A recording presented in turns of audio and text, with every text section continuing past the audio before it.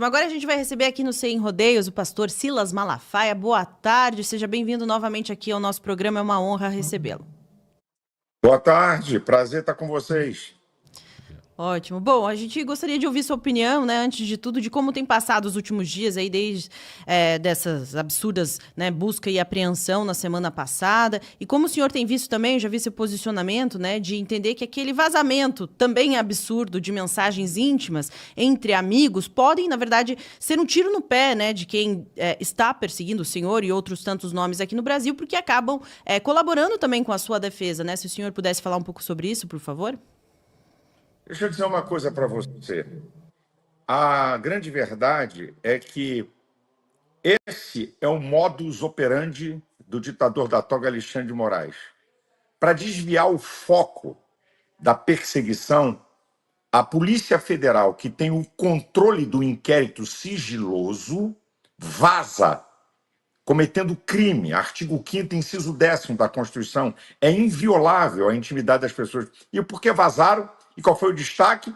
Aquelas palavras lindas que eu falei acerca de Eduardo, né? Para tentar me denegrir diante da opinião pública e da opinião pública evangélica. Só que eu tiro só pela culatra, sabe?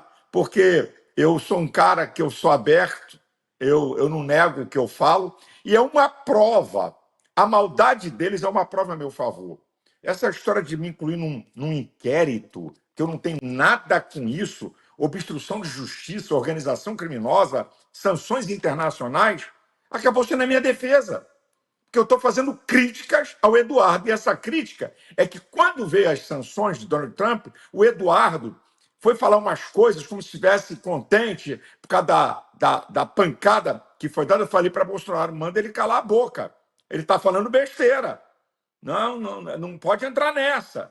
Porque, na verdade, eu sou um cara que eu sou amigo de Bolsonaro há 20 anos. Eu casei Bolsonaro com Michele. Eu tenho amizade para criticar, para elogiar. Ora eu critico o Eduardo, ora eu elogio o Eduardo. Agora, o que o Alexandre Moraes fez contra mim, para pensar só um pouquinho, não precisa me apoiar, gostar de mim, nada disso. Bem, pergunte a qualquer jurista quando é que se apreende o passaporte de alguém. Risco eminente de fuga. Tem que ter prova que é um risco eminente de fuga. 6 dias da notícia já tinha vazado. Eu estava em Portugal. Se eu quisesse fugir, ficava lá ou ia para a América, onde eu tenho igreja. Então, eu voltei. Não me pegaram eu saindo, eu voltando. E aí cometem 2 loucuras. Aprender meus cadernos de sermões. O delegado federal que me parou no Galeão, um cara muito simpático, ético, educado, folheou página por página os meus cadernos. Viu que eram temas teológicos. Ele falou assim, eu vou lhe devolver seus cadernos. Só que ele estava debaixo da direção do chefe da Gestapo, que aqui não é Polícia Federal, aquilo é Gestapo, certo? Lá em Brasília. E ele falou, lamento, mas mandaram recolher tudo. Então, quando eles pegam meus cadernos teológicos, deixou de ser perseguição política, porque é minha ferramenta de trabalho. Quando ele apreende meu passaporte, sem base nenhuma para isso, ele impede o meu livre exercício da minha função. Eu tenho um casamento para fazer, tenho um convite, mostrei num vídeo que no convite americano põe o nome do celebrante. Eu tenho uma conferência na América. Então, não é só uma perseguição religiosa. E se você pegar historicamente, na ex-União Soviética, o comunismo da União Soviética, atualmente o comunismo da Coreia, da China, de Cuba, o tirano da Nicarágua, promovem perseguição religiosa a todo religioso que se manifesta contra, a todo religioso que emite opinião contra. Há 4 anos que eu venho denunciando os crimes de Alexandre de Moraes em mais de 50 vídeos, em tudo que é manifestação. Por que agora? E quando eu denuncio Alexandre de Moraes, eu denuncio ele mostrando os crimes dele, rasgando a Constituição e as leis ordinárias. São as coisas mais absurdas que nós estamos assistindo no Brasil. Pastor, eu estava assistindo a uma entrevista do Thiago Pavinato e ele mencionou que uma jornalista de um grande veículo de comunicação entrou em contato com ele, questionando sobre os diálogos que ele teria travado com o senhor, e que o senhor inclusive brincou com ele, chamando de consultor jurídico. Como é que o senhor vê, né, esses métodos de vazamento seletivo de conversas pessoais, especialmente até no caso em que, não sei se o advogado do senhor já teve acesso aos autos dessas imputações que são feitas ao senhor, porque tem sido muito recorrente que informações sobre autos sigilosos cheguem antes a esses veículos que estão alinhados ao ministro Alexandre de Moraes e outras pessoas, né, que perseguem tantos brasileiros. Como é que o senhor vê essa atuação também, esse conluio entre uma parcela da imprensa e o Supremo Tribunal Federal? Bem, a imprensa oficial de Alexandre de Moraes chama-se Globo News. Foram eles que deram o vazamento, né, ou receberam o vazamento dizendo que eu estava sendo investigado. Então, a Globo News... E por quê? O Grupo Globo é a imprensa oficial de Alexandre de Moraes. É bom a gente falar aqui. Porque Alexandre de Moraes cancelou multas milionárias da Receita Federal contra a Globo, jornalistas e artistas. Então, ele comprou a Globo, cancelando as multas, porque a Globo não fala mal dele. A Globo não questiona nada desse ditador, para vocês verem o nível de jornalismo que é. Então, seletivamente, Pavinato é meu amigo. E a gente, de vez em quando, eu tenho alguma dúvida, eu tenho um grande advogado, o doutor Jorge Vacite, mas um cara com uma ocupação monstruosa, advogado de grandes empresas, e eu não, sabe, esse cara me defende desde 2008 e nunca me cobrou R$ 1. É um advogado evangélico, sabe, eu sou amigo, é minha amizade. Então, ele disse, olha, eu não faço nada, deixa eu dar aqui um detalhe que ele disse, eu não faço nada no reino de Deus, vou defender um pastor. Então, eu pergunto ao Pavinato, que é uma cabeça em questão de direito, Pavinato, posso falar isso aqui? Tá certo ou tá errado? Não, fala, não é assim não. Qual é o problema? E Pavinato deu uma resposta mandando a jornalista para um lugar que eu não quero repetir aqui, porque ele não tem, ele é bocudo, ele não é brinquedo, não. Então vocês vejam o nível que nós chegamos, gente. Um crime de vazar. Agora, escuta o que eu vou dizer para você.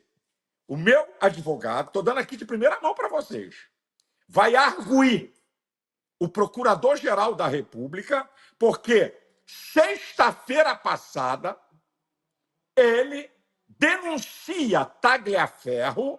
Por que ele denunciou Tagliaferro? Porque ele vazou sigilo funcional. A situação não é parecida, é igual. Meu advogado vai entrar lá na Procuradoria pedindo a denúncia contra o delegado e os agentes que estão nesse inquérito sigiloso e que eles vazaram. E eu quero ver se vai ser 2 pesos ou 2 medidas. Né? Vamos ver. Vamos ver se o procurador-geral é isento ou está a serviço de Alexandre de Moraes. Nós vamos ter a prova a semana que vem. Ótimo, pastor. O senhor, inclusive, falou, né, que a perseguição ao senhor não se trata apenas de uma perseguição religiosa, mas eu gostaria de ouvir como o senhor analisa, né, o fato de haver essa perseguição religiosa também mais escancarada, como isso deixa ainda mais evidente que o Brasil está vivendo uma não-democracia muito parecida com uma Nicarágua, por exemplo, onde a perseguição religiosa é bem forte. Nesses meus mais de 50 vídeos denunciando crimes de Alexandre de Moraes, e aí, gente, pastor, essa palavra é muito forte, porque as pessoas têm ideia que crime é quem mata ou quem rouba. Não. Alexandre de Moraes e os ministros do STF, qual é a função principal deles? Artigo 102 da Constituição. Fazer cumprir, zelar pela Constituição. Ele rasga sucessivamente a Constituição e as leis ordinárias. E eu venho denunciando que Alexandre de Moraes ele institui o crime de opinião no Estado Democrático de Direito. Gente, isso é uma vergonha.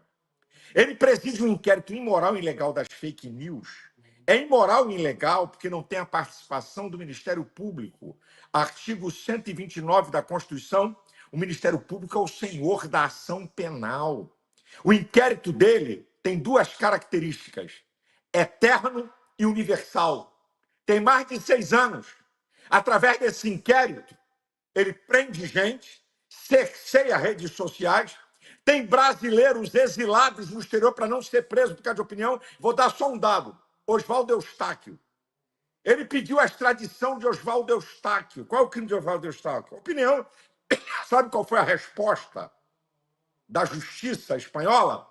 O que para vocês aí é crime, para nós é liberdade de expressão. A grande imprensa não falou nada disso. Uma lambada do judiciário da Espanha em Alexandre de Moraes. Então, nós estamos vendo isso. Uma nação tão reclamando do Eduardo, a quem recorrer. Lembrando que a esquerda, com Lula condenado em todas as instâncias, com amplo direito de defesa, o Supremo Tribunal Federal reconheceu a roubalheira de Lula e não deu habeas corpus. O que a petezada foi fazer na Europa?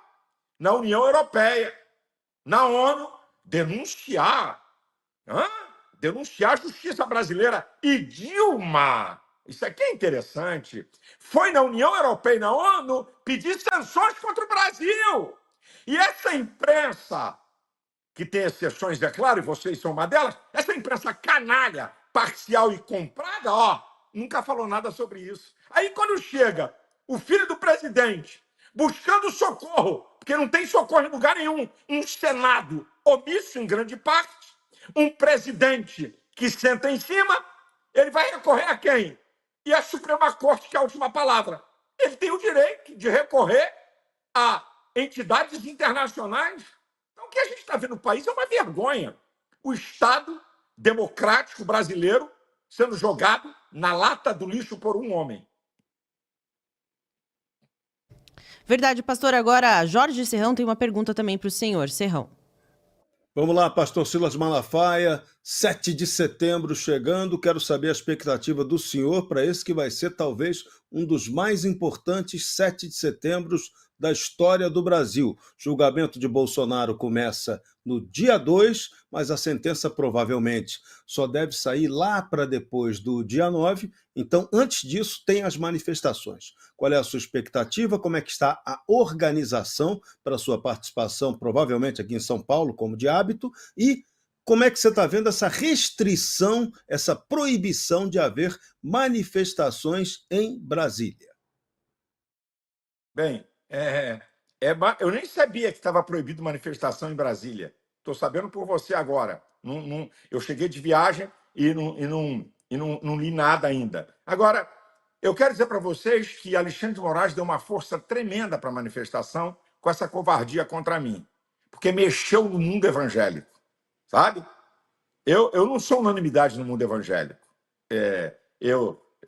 Nem todo mundo gosta do que eu faço, do que eu falo. Isso é natural, eu encaro isso a liberdade das pessoas. Eu tenho líderes evangélicos que eu tenho embates teológicos com ele, até esses caras foram em minha defesa. Então, acredito que serão as maiores manifestações. Agora, quem pode proibir uma manifestação? Artigo 5º, inciso 16º da Constituição.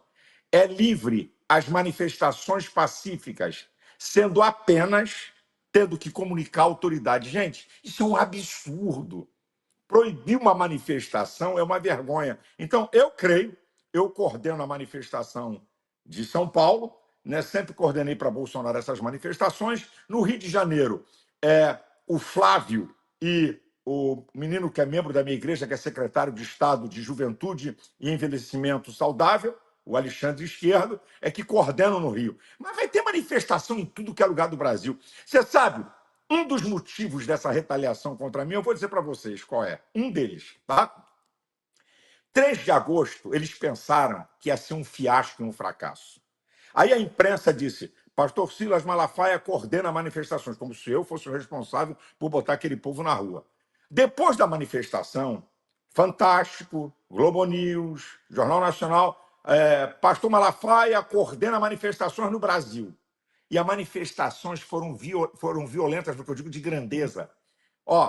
No Rio de Janeiro foi a maior. Nem com a presença de Bolsonaro foi grande. A de São Paulo só perdeu para aquela do dia 25 de fevereiro do ano passado.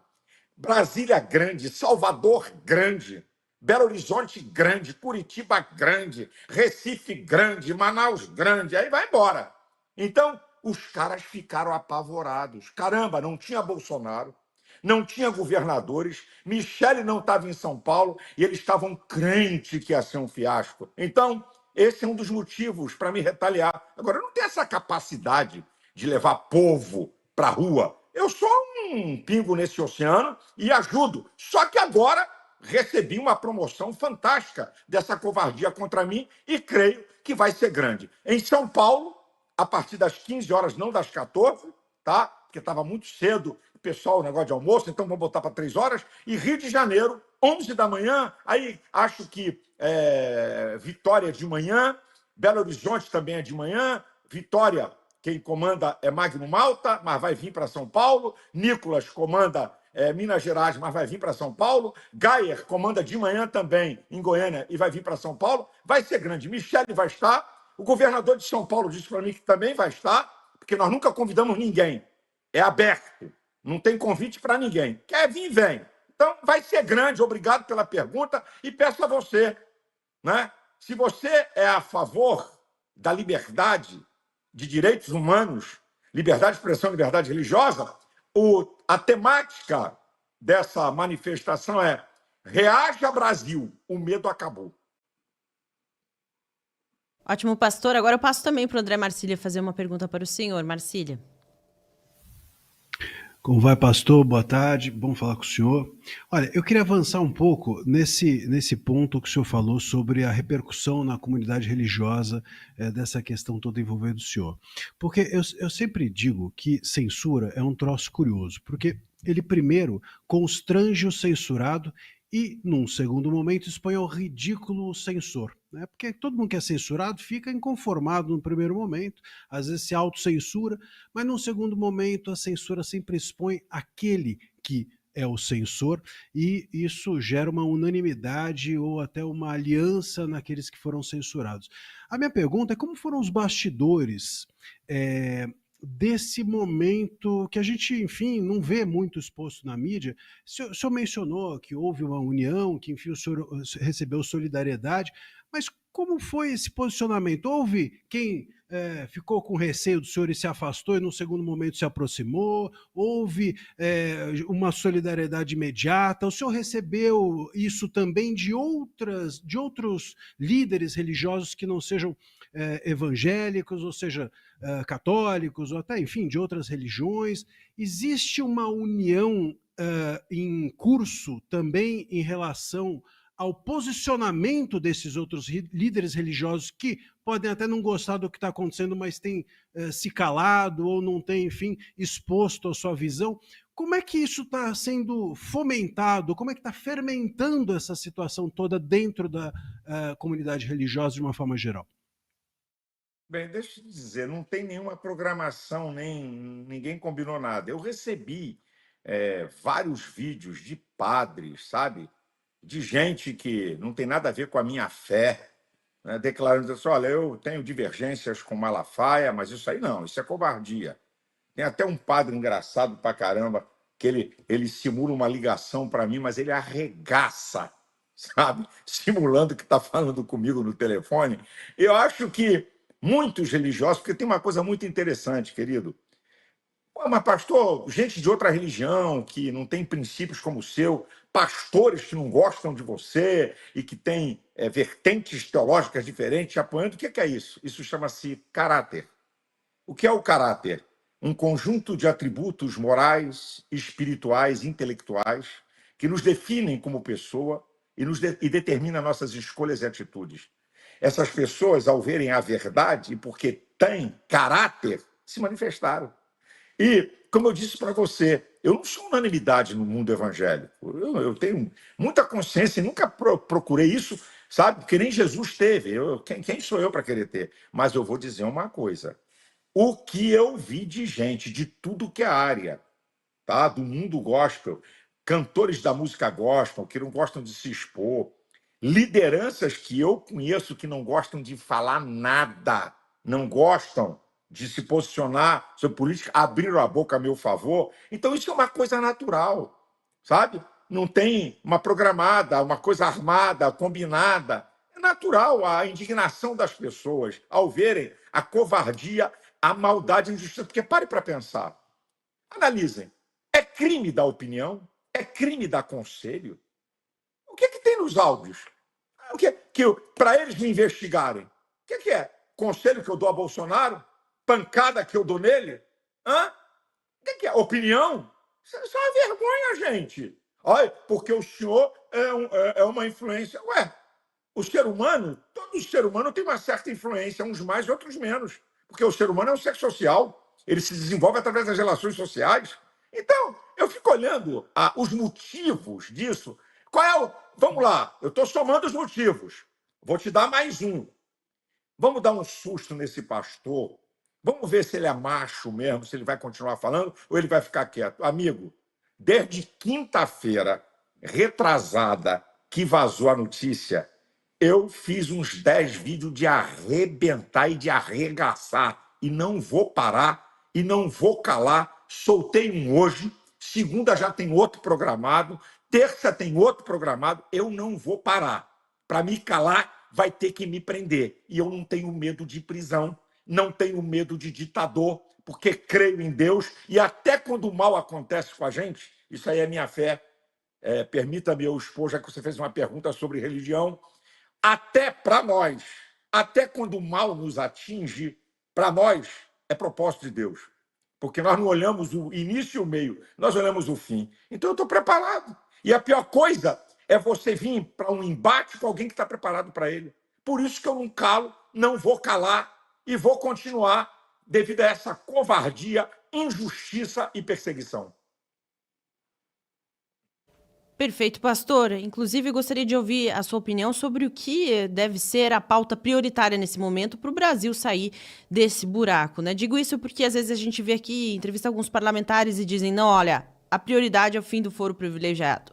Não, a prioridade é a anistia. O que o senhor acredita que deve ser o próximo passo, o primeiro aí, digo para agir para ontem, digamos assim, aqui no nosso país? O passo é a anistia geral, ampla e restrita, e eu gosto sempre de lembrar.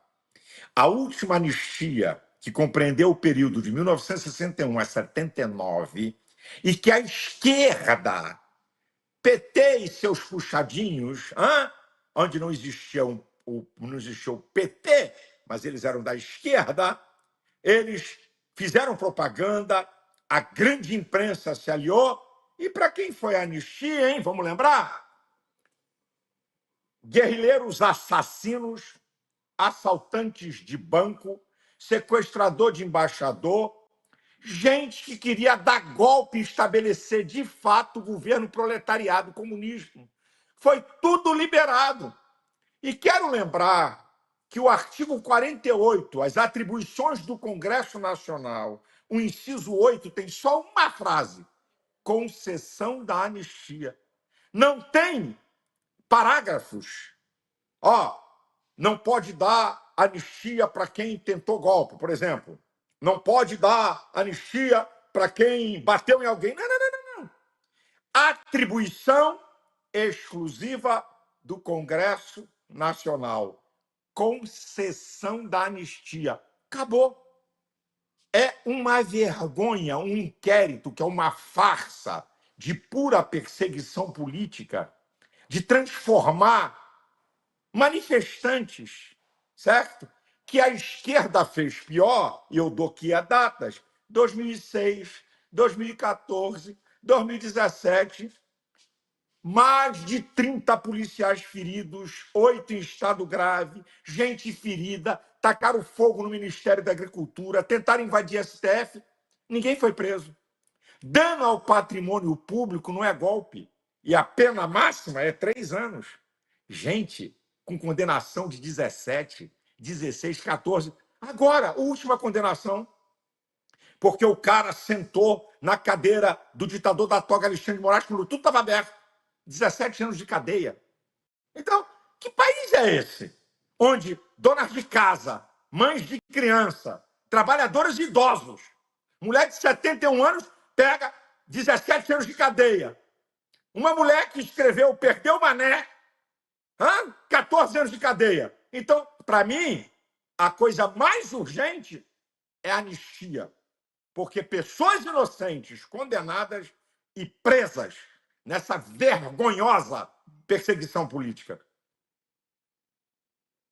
Quando nós pegamos, do ponto de vista histórico, o processo de formação do PT, nós tínhamos ali 3 sustentáculos, né? A intelectualidade uspiana, o movimento sindical e a teologia da libertação, que tinha as comunidades eclesiais de base, a infiltração da esquerda dentro da Igreja Católica e se disseminando, né, por todo o Brasil. Nós temos visto, nos últimos tempos, movimentos do PT, inclusive com treinamentos que eles estão dando para sua militância, de uma infiltração da esquerda dentro das igrejas evangélicas. Como é que o senhor vê esse processo e essa tentativa da esquerda tentar se infiltrar, como já foi feito na Igreja Católica, infelizmente, dentro das igrejas evangélicas? Bem, primeiro que eu estou dando risada, porque hoje tem redes sociais para a gente denunciar. Então, Lula, na eleição, mais uma vez enganou os evangélicos. Eu sou a favor da vida, sou contra o aborto, fez uma carta para os evangélicos. Primeiro mês do governo Lula, a ministra da Saúde derrubou portarias que dificultavam o aborto. E Lula tirou o Brasil das nações do pacto anti-aborto, porque ele é um mentiroso, um enganador. Depois, junho de 2023, ele, no Foro de São Paulo, faz uma declaração top para nós, muito boa. Aquilo que historicamente combatemos, família, costumes e pátria. Acabou para ele. São fundamentos da nossa fé, são inegociáveis. Não adianta vir mandar Janja, João, Manel, sei lá quem, para reunião com inexpressivos, tá? As reuniões eu dou gargalhada. Eu digo para você uma coisa, eu conheço a liderança evangélica brasileira. Se você me perguntar os 100 maiores líderes evangélicos, eu conheço quem são. Não tem um entre os 100 maiores líderes evangélicos que apoia Lula. Só tem peba. Desculpa a minha expressão chula. Peba, como a gente diz, uma linguagem lá do Nordeste. Só tem peba.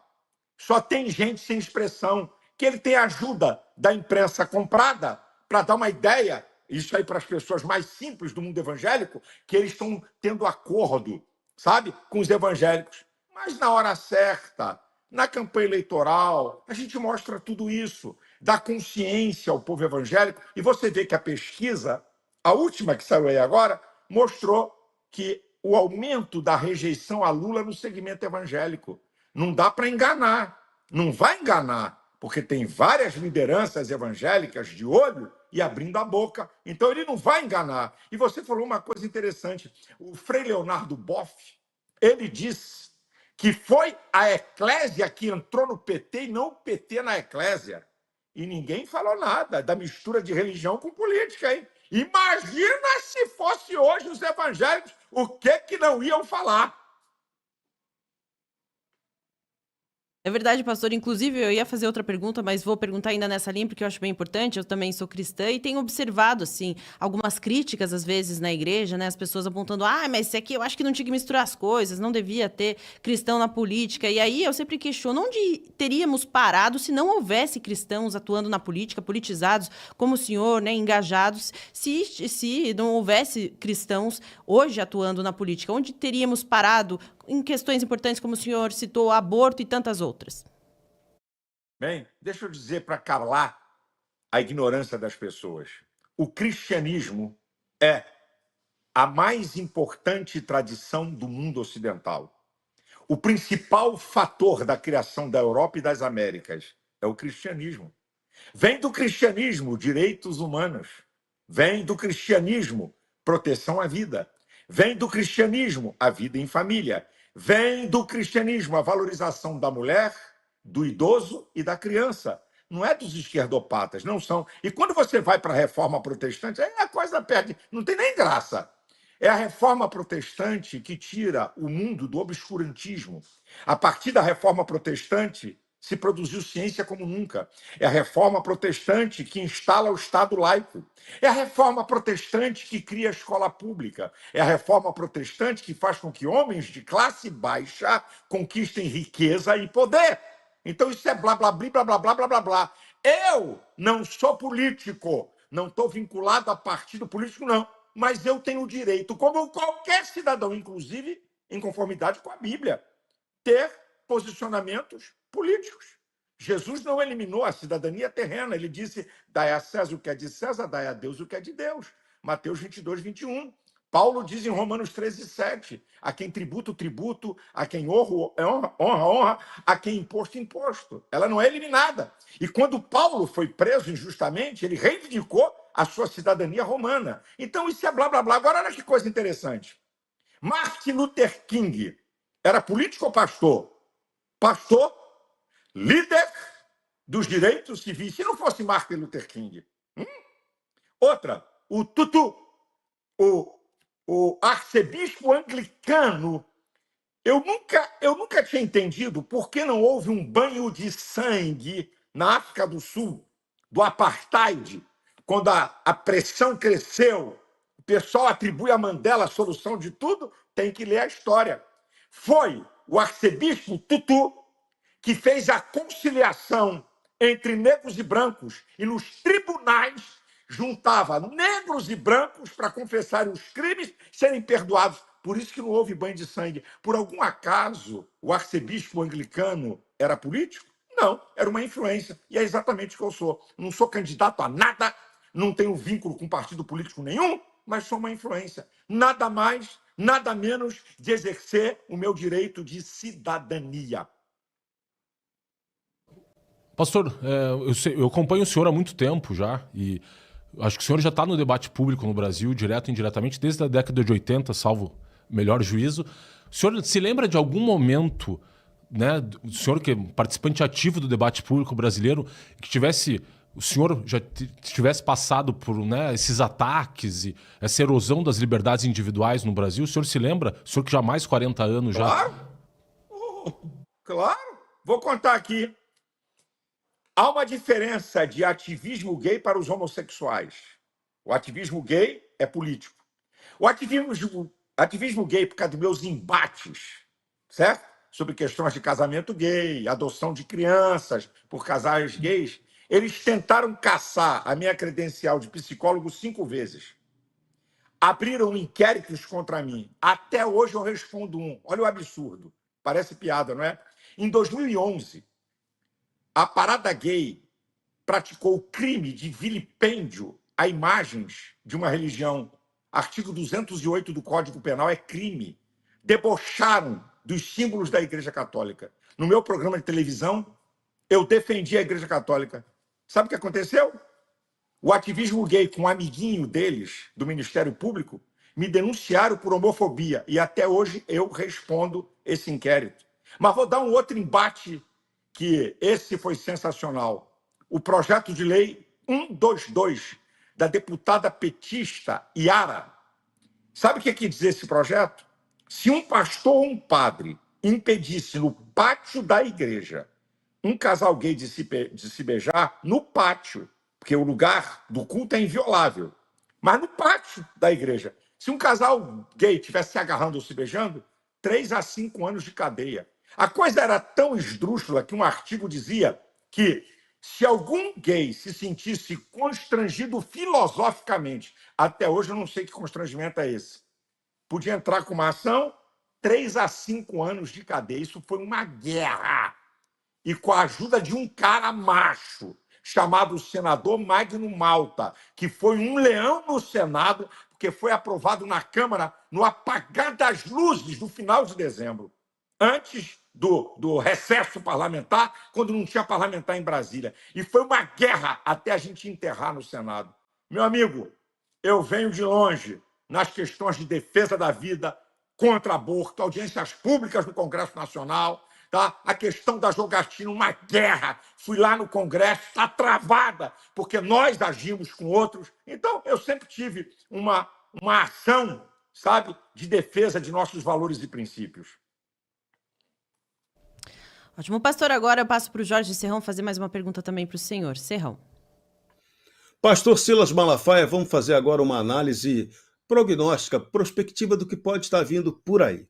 Hoje já se especula que tem uma maldade preparada para a condenação do presidente Jair Bolsonaro com a intenção de colocá-lo no presídio da Papuda para cumprir pena em regime fechado. Hoje de manhã, no programa Café com a Gazeta, eu até fiz assim, meio com a previsão, e eu queria saber se o senhor concorda em parte com ela. Eu comentei que se colocar Jair Bolsonaro na papuda, é enorme a chance de nós termos aí, daqui a pouco, uma Bastilha às avessas no Brasil, porque não é justo que se coloque na cadeia alguém que efetivamente não cometeu um crime, e muito menos o crime do qual ele é acusado, que é tentativa de golpe de Estado para a tomada do poder. O que, na sua visão, o senhor enxerga ser a repercussão de uma eventual, quase certa, como já está desenhada, condenação à prisão em regime fechado do presidente Bolsonaro? Bem, número um, Bolsonaro já foi condenado, não vai ser condenado. Dos 5 ministros, 3 estão em suspeição. Zanin, que foi advogado de Lula contra Bolsonaro nas eleições de 2022. Alexandre de Moraes, que declarou que a extrema-direita, a linguagem que a esquerda usa para rotular a direita, que a extrema-direita tem que ser combatida na América Latina. Palavras do chefe do inquérito. Flávio Dino, comunista de 4 costados, já chamou Bolsonaro de diabo. Então eu pergunto, de 5, já tem 3, ele já está condenado. Agora vamos lá. Para mim, ele vai ser preso. Eu não sei se vocês observaram semana passada a palavra do presidente da Suprema Corte, o Barroso. Bem, nós vamos até o final com esse inquérito. Depois, não é problema nosso, é problema do Congresso Nacional. Porque agora, se o STF recuar, é a falência total deles. Então tem uma questão de vaidade, de fogueira de vaidade. Eles vão até o final, vão condenar Bolsonaro. Ou melhor, já está condenado, só vão cumprir pro forma. Vai para a prisão. E aí, eu sei, existe uma grande articulação já de partidos políticos para aprovarem a anistia e liberar Bolsonaro. Então, para mim, o desenho é esse. Vamos ver se eu estou certo ou errado. Mas, para mim, esse é o desenho. Tá? E, olha, vou dar mais uma dica. Se Fux não pedir vistas, é porque isso é 100% do que eu estou falando. Se o Fux não pedir vistas, é porque já está acertado, vai condenar, para depois de 30, 60, sei lá, 90 dias, liberar Bolsonaro. Olha aí, condenamos ele, cumprimos a nossa parte, agora é com vocês aí, é problema do Congresso Nacional. Para mim, esse é o desenho. Pastor, nós temos visto, desde ontem, que teve essa grande operação contra o PCC, uma campanha na internet tentando associar o nome do Nicolas à questão do vídeo do Pix e ligando ao PCC. E o senhor bem falou que há uma campanha de destruição contra o ex-presidente Jair Bolsonaro e essa campanha iniciada ontem tendo o Nicolas como alvo. Como é que o senhor enxerga essa nova campanha aí da esquerda, inclusive com vídeos rodando a internet inteira, tentando associar o Nicolas ao PCC? A esquerda não tem caráter e nunca teve, é histórico. Ele não tem caráter. Então, o negócio deles é destruir inimigos, como Nicolas. É um expoente da direita. E eles sabem que Nicolas é o futuro, certo? Para coisas grandes. Então, querem destruir a reputação do rapaz, porque ele sabe bater. E eu queria dizer para vocês, com muito orgulho, a gente brinca santo orgulho, de que Nicolas é um discípulo meu, que me acompanhava, isso dito por ele, nos embates, quando ele era garoto, né, me acompanhava em todos esses embates, a televisão, eu sempre usei a televisão, estou há 45 anos na televisão, para dar consciência de cidadania aos evangélicos. Então, querem destruir ele porque ele bate bonito em Lula e na esquerda, mas não vão conseguir nada. É só uma tentativa para denegrir o rapaz. É aquilo que eu digo, se um membro da minha família for pedófilo, o que eu tenho com isso? Se um membro da minha família for assassino, o que eu tenho com isso? Cada um responde pelos seus atos. Isso é a maneira mais covarde que existe de vincular pessoas a algum membro da sua família que seja um pária social. E a questão do Pix, não adianta mudar. Não adianta mudar a conversa. O Nicolas fez um vídeo com mais de 100 milhões de visualizações, que enterrou Lula e a armação que vinha sobre a questão de Pix. Só isso, mais nada. Pura safadeza política de gente que não tem escrúpulo nem caráter. Ótimo, pastor. Agora a Marcília tem mais uma pergunta para o senhor. Marcília. Pastor, a minha pergunta é a seguinte: tem circulado uma possibilidade, né, enfim, que tenta explicar, tenta justificar essas medidas amalucadas do ministro Moraes, né, dizendo que ele estaria com isso tentando dar um último tiro, e o último tiro dele seria se candidatar como um representante da esquerda às eleições do ano que vem.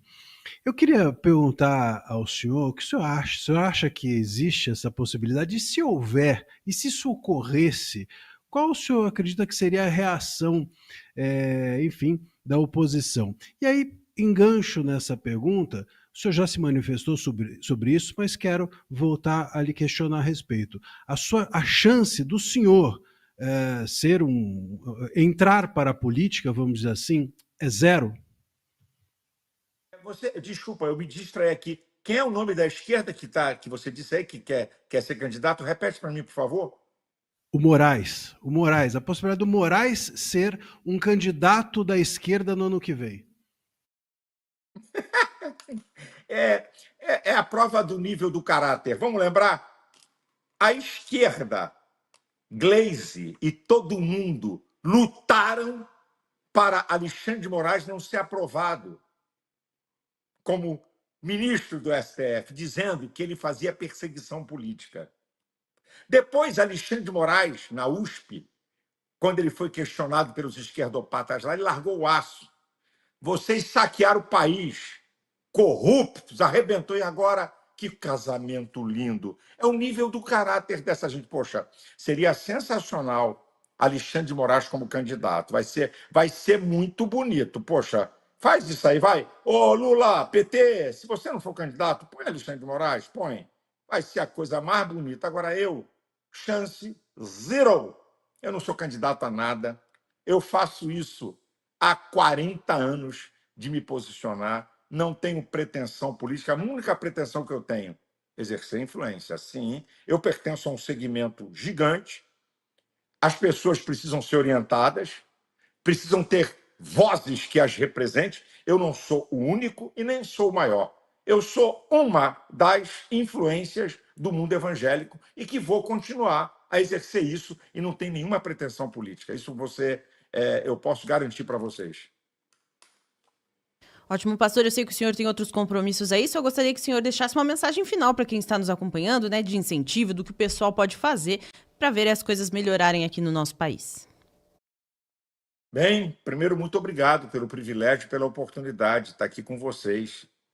Em segundo lugar, eu quero dizer para o povo brasileiro: o povo é o supremo poder de uma nação. Ao povo se dobra Congresso Nacional, STF, Poder Executivo e quem quiser. É a vontade soberana do povo. E o povo brasileiro é que vai decidir essas coisas.